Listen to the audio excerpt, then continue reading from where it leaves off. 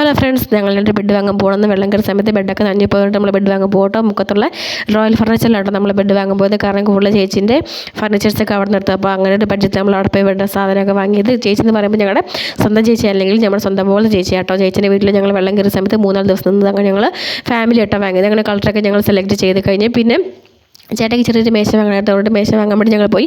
അപ്പോൾ പോകുന്ന വഴിക്ക് കണ്ട സാധനങ്ങളാട്ടോ ഈ കാണുന്ന മൊത്തം ഇഷ്ടംപോലെ ഫർണിച്ചേഴ്സ് ഉണ്ട്. സോഫ സെറ്റ് ആണെങ്കിലും പിന്നെ ഡൈനിങ് ടേബിൾ സെറ്റ് ആണെങ്കിലും അലമാരി കട്ടിൽ അങ്ങനെ ഇഷ്ടംപോലെ സാധനങ്ങളുണ്ട് കേട്ടോ. അങ്ങനെ ഫസ്റ്റ് ചേട്ടയ്ക്ക് പിന്നെ ടേബിളൊക്കെ നോക്കി. ഇടയ്ക്ക് ചേച്ചി പോയി ചേച്ചിക്ക് ടേബിളൊക്കെ നോക്കിയായിരുന്നു. അപ്പോൾ ഞങ്ങൾ 2-3 സാധനങ്ങൾ നോക്കി. അതുകൊണ്ട് പിന്നെ ഞങ്ങൾ വാഷിംഗ് മെഷീൻ ഞങ്ങളിങ്ങനെ പെൻഡിങ്ങിൽ വെച്ചേക്കുമായിരുന്നു കേട്ടോ. അത് കഴിഞ്ഞിട്ട് വേണോ വേണ്ടിയോ എന്നുള്ള കാര്യം. അപ്പോൾ അതുകൊണ്ട് പിന്നെ ഞങ്ങൾ വാഷിംഗ് മെഷീൻ കൂടി എടുത്തു കേട്ടോ. അതിനിടയ്ക്ക് പിള്ളേരുടെ കുറേ സ്റ്റഡി ടേബിൾ ആണെങ്കിലും ചെറിയ കസേര അങ്ങനെ കുറേ സാധനങ്ങളുണ്ടായിരുന്നു. അതെല്ലാം ഞങ്ങൾ നോക്കി.